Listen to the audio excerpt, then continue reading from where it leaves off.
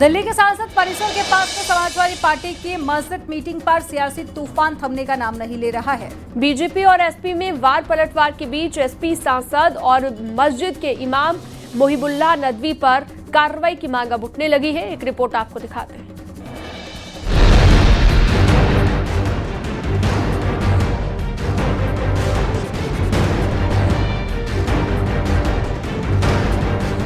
मंगलवार 22 जुलाई से शुरू हुई समाजवादी पार्टी की मस्जिद मीटिंग वाली सियासत अभी भी जारी है। बीजेपी अल्पसंख्यक मोर्चा ने इसे इस्लामिक भावनाओं के खिलाफ बताते हुए जुम्मे की नमाज के बाद मस्जिद में बैठक की योजना बनाई थी, जिसे फिलहाल टाल दिया गया।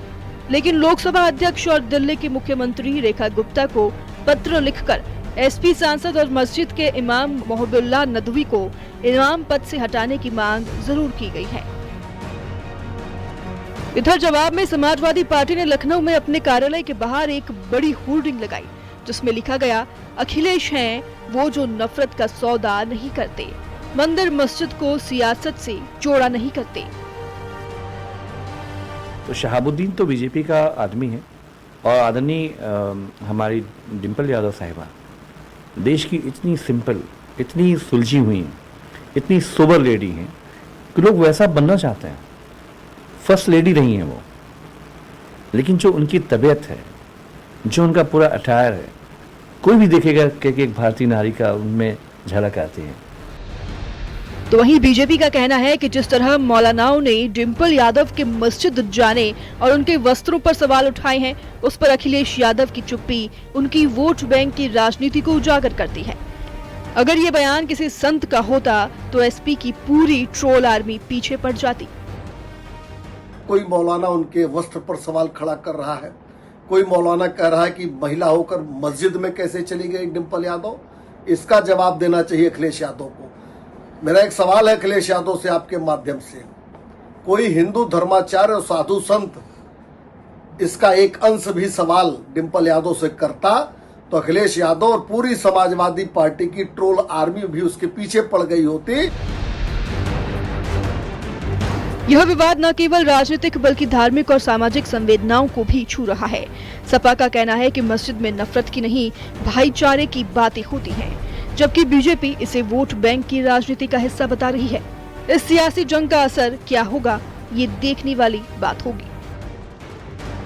ये पोस्टर भाजपा की उस प्रतिक्रिया के जवाब में लगाया गया है जिसमें पार्टी ने अखिलेश यादव पर संसद परिषद की मस्जिद परिसर में बैठक करने का आरोप लगाया था और उनसे माफी की मांग भी की थी।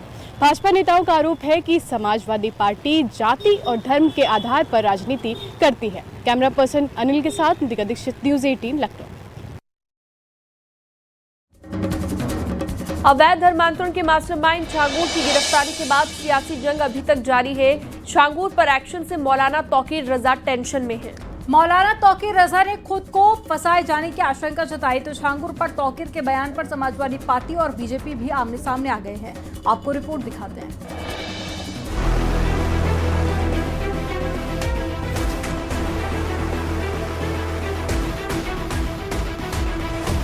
बलरामपुर में अवैध धर्मांतरण के रैकेट का पर्दाफाश हुआ।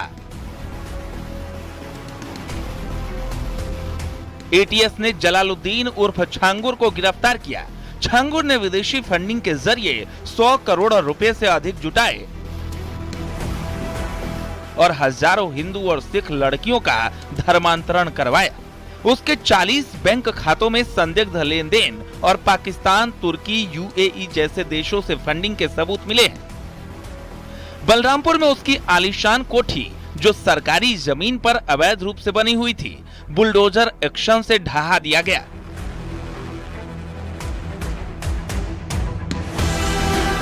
अब इस मामले ने नया मोड़ ले लिया है। इत्तेहादे मिल्लत काउंसिल के अध्यक्ष मौलाना तौकीर रजा छांगुर के बचाव में दिख रहे हैं। उनका कहना है कि उन्हें भी छांगुर की तरह फंसाया जा सकता है। ऐसे छांगुर बाबा कल मुझे भी बनाया जा सकता है, कल मेरी भी विदेशी फंडिंग दिखाई जा सकती है और मेरे आईएसआई से, पाकिस्तान से और लश्कर तैयबा से कनेक्शन दिखाए जा सकते हैं। बड़ी आसानी से दिखा दिए जाते हैं। छांगुर बाबा का जहां तक ताल्लुक है, मैंने ये बात हजारों बार कही है और मैं अब मुसलसल कहता हूं इस बात को कि मुसलमान को सच्चा मुसलमान बनाना हमारी जिम्मेदारी है, हमारे उलमा की। समाजवादी पार्टी ने भी इस मामले में बीजेपी पर हमला बोला और कहा कि बीजेपी असली मुद्दों से ध्यान हटाने के लिए मस्जिदों और दरगाहों को निशाना बना रही है। तो भारतीय जनता पार्टी जो देश के अहम मुद्दे हैं, शिक्षा है, रोजगार है, उसका संकट है, और जो हमारे एमएसएमई हैं उसकी जो बर्बादी है, कोई मुख्यमंत्री काम नहीं करना चाहता है। उन्हें मालूम है कि उत्तर प्रदेश के मुख्यमंत्री का फार्मूला है, इसी फार्मूले पे आप देश के नेता बन सकते हो। वहीं बीजेपी ने इन आरोपों को सिरे से खारिज करते हुए कहा कि कार्रवाई धर्म के आधार पर नहीं बल्कि अपराधियों और उनके मददगारों के खिलाफ है। संगठित अपराध करने वाले लोग इसकी जद में अब तह तक आ रहे हैं। उनका साथ देने वाले चाहे प्रशासनिक अधिकारी हो या पुलिस महकमे के लोग अब बच नहीं पाएंगे, और तौकीर रजा वक्तव्य देकर अगर बचने की कोशिश कर रहे हैं तो वो भी जान लें कि अगर वो ऐसे धंधे में कहीं दूर तक शामिल हैं तो उन्हें तौबा कर लेनी चाहिए, वरना योगी की सरकार में कोई बच नहीं पाएगा। छांगुर का धर्मांतरण रैकेट उजागर होने के बाद तौकीर रजा की चिंता और सपा बीजेपी की सियासी जंग ने इस मामले को और गर्मा दिया है। सवाल है कि अवैध धर्मांतरण रैकेट के खुलासे के बाद तौकीर रजा को क्यों टेंशन है। छांगुर के मामले में विदेशी फंडिंग और हवाला नेटवर्क के खुलासे के बाद तौकीर रजा की चिंता का असली कारण क्या हो सकता है। Bureau report, news 18।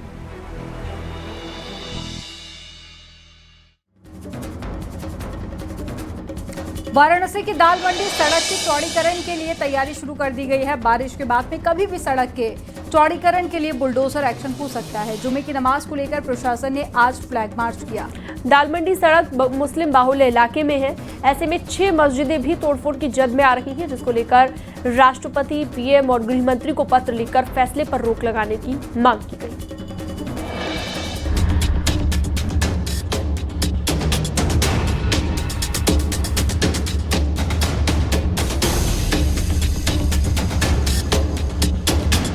काशी की कायाकल्प में एक सड़क इस समय चर्चा में है। दाल मंडी सड़क, इस सड़क के चौड़ीकरण के लिए योगी सरकार ने तैयारी शुरू कर दी है, तो वहीं विरोध की आवाज भी उठने लगी है। दाल मंडी नाम से मशहूर इस बाजार की सड़कों को पूर्वांचल का सबसे बड़ा बाजार माना जाता है, लेकिन इसके चौड़ीकरण को लेकर नया मोड़ सामने आ गया है। दाल मंडी सड़क के चौड़ीकरण में कुल 189 दुकानों पर खतरा मंडरा रहा है, जिसे 6 पुरानी मस्जिदें भी हैं जो तोड़फोड़ की जद में हैं। इसी के विरोध में मौलाना बातिन नोमानी ने राष्ट्रपति, प्रधानमंत्री और गृह मंत्री को पत्र लिखा और मांग की कि इस फैसले को टाल दिया जाए। राष्ट्रपति और प्रधानमंत्री और गृह मंत्री जो हिंदुस्तान के ये बड़े ओहदेदारान हैं, इन तीनों हजरात को हमने लेटर भेजकर इनसे दरख्वास्त की है कि इस फैसले पर नज़रसानी की जाए और उसका कोई ऐसा विकल्प तलाश किया जाए कि वो काम भी बन जाए और किसी को किसी तरीके का नुकसान भी ना पहुंचने पाए, इसलिए कि उस रास्ते के अंदर 6 मस्जिदें भी आ रही हैं जद में। दरअसल योगी सरकार चाहती है कि बारिश के बाद में सड़क चौड़ीकरण का काम तेज कर दिया जाए। इसके लिए कैबिनेट से 200 करोड़ से ज्यादा रुपए की बजट मंजूरी भी मिल चुकी है। दाल मंडी की सड़क को 60 फीट चौड़ा करने का प्लान है। अभी की बात की जाए तो ये सड़क 3 से 4 मीटर ही चौड़ी है, जिससे आने जाने में लोगों को दिक्कत होती है। इस मार्ग के चौड़ा हो जाने पर गोदोलिया और श्री काशी विश्वनाथ मंदिर आने जाने वाले लोगों को जाम से राहत मिलेगी। अब प्रशासन कभी भी दाल मंडी बुलडोजर चला सकता है, इसलिए जुमे की नमाज के दिन दाल मंडी में पुलिस ने फ्लैग मार्च किया। सीआरपीएफ, आरएएफ और साथ ही वाराणसी पुलिस ने दाल मंडी में फ्लैग मार्च किया। ये दशाश्वमेध, गदौलिया, रमापुरा और ये दाल मंडी के आसपास जितना भी अगर इंक्रोचमेंट है उसके अगेंस्ट ये अभियान चलाया जा रहा है। इसमें जो आरएफ की फोर्स है वो भी साथ में है, जो फ्राइडे प्रेयर्स के दृष्टिगत वो आती है, तो वो भी फ्लैग मार्च कर रही है और एंटी इंक्रोचमेंट का ड्राइव भी चलाया जा रहा है। दाल मंडी बाजार पूर्वांचल का सबसे बड़ा थोक बाजार है। यहाँ पर रोजाना हजारों करोड़ रुपए का व्यापार होता है। यहाँ से 1-2 किलोमीटर की दूरी पर श्री काशी विश्वनाथ धाम है और इसी मार्ग को चौड़ा करते हुए श्रद्धालुओं के लिए एक सुगम मार्ग बनाने की तैयारी है। बुलडोजर एक्शन से पहले फोर्स एक्टिव हुई है और यहाँ पर देखिए वाराणसी कमिश्नरेट की फोर्स के साथ जो पैरामिलिट्री फोर्स है वो भी इस वक्त यहाँ पर फ्लैग मार्च कर रही है। आपको तस्वीरें सीधे देख रहे होंगे। बुलडोजर एक्शन से यहाँ पर करीब 6 मस्जिद भी ढाई जाएंगी और करीबन 189 करीबन 190 दुकानें ढाई जाएंगी। सीएम योगी ने वाराणसी आकर इसकी समीक्षा की थी और बरसात बाद काम शुरू करने का ऐलान किया था। कैमरा पंकज सिन्हा के साथ उपेंद्र द्विवेदी, न्यूज़ 18 वाराणसी।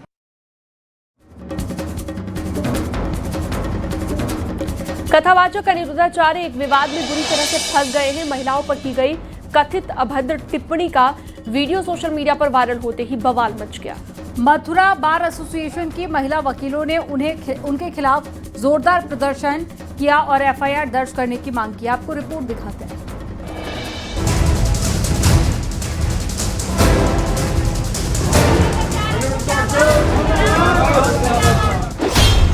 मथुरा में कथावाचक अनिरुद्धाचार्य के खिलाफ प्रदर्शन, लड़कियों पर अभद्र टिप्पणी के आरोप में हल्ला बोल, युवतियों पर दिए बयान पर वकीलों ने खोला मोर्चा।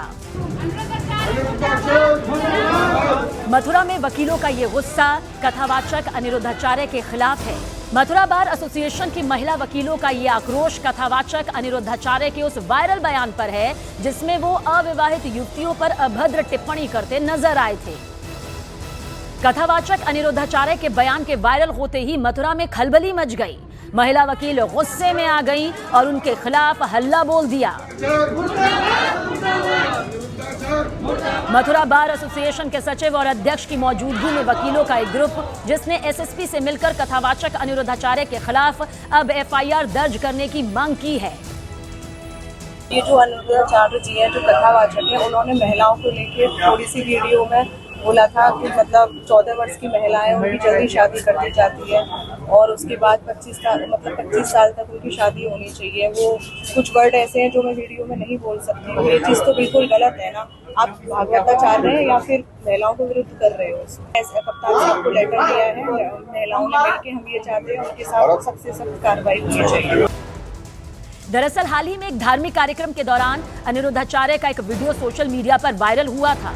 उस वीडियो में कथावाचक अनिरुद्धाचार्य कथित तौर पर 25 साल तक की उम्र की अविवाहित युवतियों को लेकर आपत्तिजनक टिप्पणी करते नजर आए।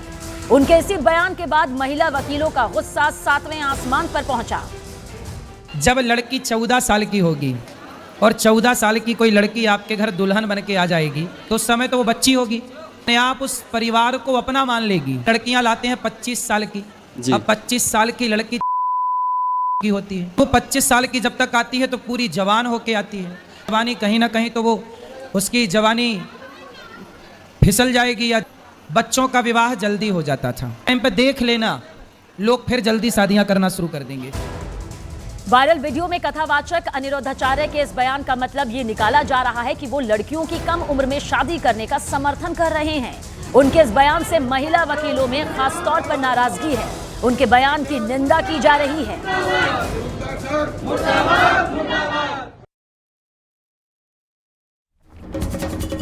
अनिरुद्धाचार्य के बयान पर संतों और महिलाओं ने भी नाराजगी जताई है। सबकी मांग ये है कि अनिरुद्धाचार्य का ये बयान किसी भी कीमत पर स्वीकार्य नहीं है। आचार्य ने माँ बहन बेटियों के बारे में जो बोला है वो बहुत ही निंदनीय है। हमारे वृंदावन में एक से एक बड़े भागवत आचार्य हैं, बड़े बड़े संत भगवान हैं। सभी लोग व्यासपीठ की मर्यादा का ध्यान रखते हैं, लेकिन जिन लोगों के पास अरबों करोड़ों रुपए आ जाता है एकदम, तब वो उनको रावण का सा अहंकार हो जाता है। निश्चित रूप से अपने आप में समाज की व्यवस्था को बनाए रखने के लिए, और जिस तरह से देख रहे हैं आजकल जो है परिवार टूट रहे हैं लेट मैरिज में, तो इसके लिहाज से तो एज वाली बात ध्यान में रखनी चाहिए कि 25 के अराउंड बेटियों की, वो बात उनकी सही है, वो बात उतनी तक सही है, लेकिन उनके मुख से जो आगे पीछे वाली बात उन्होंने कह दी वो बात गलत थी, उससे मैं सहमत हूं। राहुल गांधी ने पार्टी के ओबीसी सम्मेलन में एक बार फिर से जातीय जनगणना का मुद्दा जोर शोर से उठाया है, जिसके बाद सियासत तेज हो गई। कार्यकर्ताओं को संबोधित करते हुए राहुल गांधी ने कहा कि उन्हें कांग्रेस के शासनकाल में जातीय जनगणना करानी चाहिए थी, उनसे ये गलती हो गई है।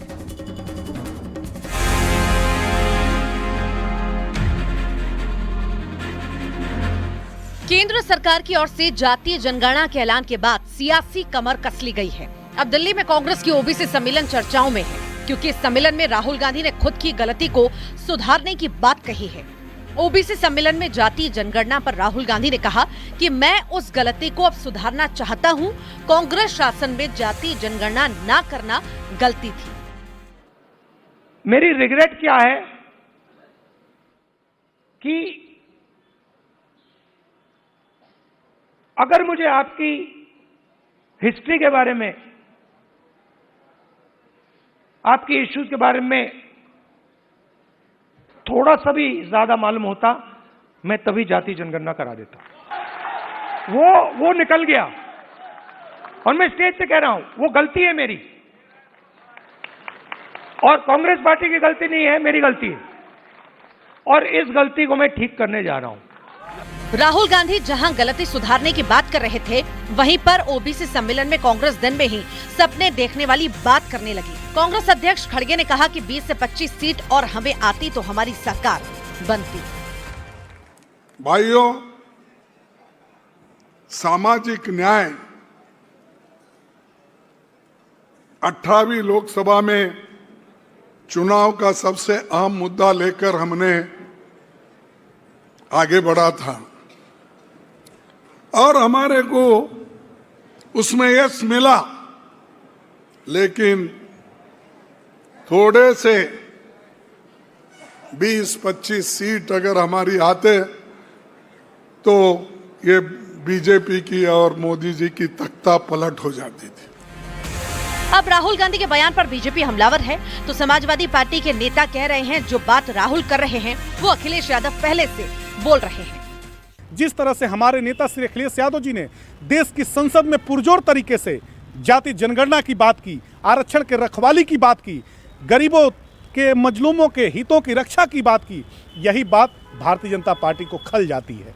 श्री अखिलेश यादव जी देश की राजनीति के परिवर्तन के ध्वजवाहक बन चुके हैं, देश परिवर्तन के राह पर है। और ओबीसी के कितने सांसद इनके होते थे राज्यसभा में, कितने मंत्री रखते थे, कितना ओबीसी के लोगों को संवैधानिक पदों पर भेजते थे, थोड़ा डाटा दें तो पता लगेगा। खाली सम्मेलन करने से या ये कहने से कि हम जनता के हितैषी हैं, किसानों के हितैषी हैं, गरीबों के हितैषी हैं, ओबीसी के हितैषी हैं, एससी के हितैषी हैं, वो कहने से कोई नहीं बन जाता है। दिखना चाहिए। और लंबे समय 63 साल देश की जनता ने इनको शासन में रहने का मौका दिया। कांग्रेस ने ओबीसी के हक और जातिगत जनगणना की मांग को लेकर बड़ा सियासी दांव खेला है। सवाल यह है कि क्या ये सम्मेलन 2027 के चुनावों से पहले बीजेपी के लिए चुनौती बनेगा या फिर सब हवा हवाई ही रह जाएगा। Bureau report, news 18। 2027 के विधानसभा चुनाव की तैयारियां अभी से शुरू हो गई हैं। बीजेपी ने विपक्ष के पीडीए वोट बैंक में सेंधमारी के लिए नोनिया चौहान समाज को साधने का बड़ा दांव खेला। संकल्प दिवस पर हजारों नोनिया समाज के लोगों ने बीजेपी को फिर से सत्ता में लाने का संकल्प लिया है। आपको रिपोर्ट दिखाते हैं। अपने आप को दारा सिंह चौहान भी जोड़ते हुए आपके साथ कदम ताल करते हुए आगे बढ़ने का संकल्प लेता है। चौहान समाज जिंदाबाद, दारा सिंह चौहान जिंदाबाद। यूपी बीजेपी ने नोनिया चौहान समाज को एकजुट करने के लिए बड़ा सियासी दांव खेला है। यूपी सरकार के मंत्री और नोनिया समाज के बड़े नेता दारा सिंह चौहान के जन्मदिन पर आयोजित संकल्प दिवस समारोह में बीजेपी के दिग्गज नेताओं ने शिरकत की। यूपी बीजेपी अध्यक्ष भूपेंद्र सिंह चौधरी, डिप्टी सीएम केशव प्रसाद मौर्य और ब्रजेश पाठक ने इस मौके पर नोनिया समाज को बीजेपी के साथ में जोड़ने का आह्वान किया। चौहान समाज जिंदाबाद, दारा सिंह चौहान जिंदाबाद। और इस संकल्प के साथ हम लोग आगे बढ़ेंगे कि 2027 में एक बार पुनः 2017 को दोहराना है। इस समारोह में हजारों नोनिया चौहान समाज के लोग शामिल हुए, जिन्होंने एक स्वर में संकल्प लिया कि 2027 के विधानसभा चुनाव में बीजेपी को फिर से सत्ता में लाएंगे। बीजेपी की नजर यूपी की 1.5% से ज्यादा नोनिया आबादी पर है, जो आजमगढ़, मऊ, गाजीपुर, बलिया, चंदौली, अयोध्या, गाजीपुर, लखीमपुर, सीतापुर, मैनपुरी, एटा, इटावा और बदायूं जैसे जिलों की 110 से ज्यादा विधानसभा सीटों पर प्रभाव रखती है। मंच पर जितने भी नेतृत्वकर्ता बैठे हैं और जितने सामने बैठे हैं, जितने ऊपर बैठे हैं, जिनके बल पर मैं पूरे विश्वास से कह सकता हूं कि 2027 में 2017 दोहराएंगे। इसमें से 40 सीटें ऐसी हैं जो नोनिया चौहान वोटर निर्णायक भूमिका निभाते हैं और 110 सीटों पर 5 से 15 हजार के बीच में वोटर हैं। बीजेपी का मानना है कि 2022 के विधानसभा चुनाव में नोनिया वोट का एक हिस्सा समाजवादी पार्टी की ओर खिसक गया था। अब दारा सिंह चौहान के नेतृत्व में बीजेपी इस वोट बैंक को वापस लाने के लिए कोशिश कर रही है। हर समय चौहान समाज की पीड़ा इनके पेट में, इनके कोख में, इनके जीभ पर रहती है। प्रदेश का कैसे चतुर्मुखी विकास हो, इनके मन में पीड़ा रहती है और उस लड़ाई तक अंजाम को पहुंचाने के लिए आपका साथ इनको चाहिए। बीजेपी की ये जातीय गोलबंदी 2027 के विधानसभा चुनाव में कितना रंग लाएगी ये तो वक्त बताएगा, लेकिन नोनिया चौहान समाज को साधने के लिए ये रणनीति एसपी के पीडीए फॉर्मूले को चुनौती देने की कोशिश जरूर है। क्या बीजेपी का ये दांव पूर्वांचल और अवध की 110 सीटों पर गेम चेंजर साबित होगा? उत्तर प्रदेश में लगभग 1.5% से ज्यादा की संख्या में है, यानी कि विधानसभा की 30 से ज्यादा सीटें सीधे तौर पर ये प्रभावित करता है समाज। ऐसे में बीजेपी की कोशिश है कि इनको साध कर आगामी विधानसभा चुनाव की राह मजबूत की जा सके। कैमरामैन गोपी गिरी के साथ संकेत मिश्रा, न्यूज़ 18 लखनऊ। ऑपरेशन सिंदूर की चर्चा दोनों सदनों में होने वाली है। पहले लोकसभा और उसके बाद में राज्यसभा में ऑपरेशन सिंदूर की चर्चा होगी। चर्चा की शुरुआत सोमवार से की जाएगी और इसके लिए दोनों सदनों में 16-16 घंटे का वक्त तय किया गया है। रक्षा मंत्री राजनाथ सिंह चर्चा की शुरुआत करेंगे और प्रधानमंत्री मोदी भी चर्चा में शामिल हो सकते हैं। विदेश मंत्री एस जयशंकर के भी बोलने का कार्यक्रम है। इसके साथ ही गृह मंत्री अमित शाह, जेपी नड्डा, बीजेपी सांसद निशिकांत दुबे, अनुराग ठाकुर भी संसद में बोलेंगे और इस चर्चा की शुरुआत विपक्ष की तरफ से राहुल गांधी करेंगे। और यहाँ पर वक्त हो गया एक छोटे से ब्रेक का। न्यूज़ 18 पर खबरों का सिलसिला जारी है।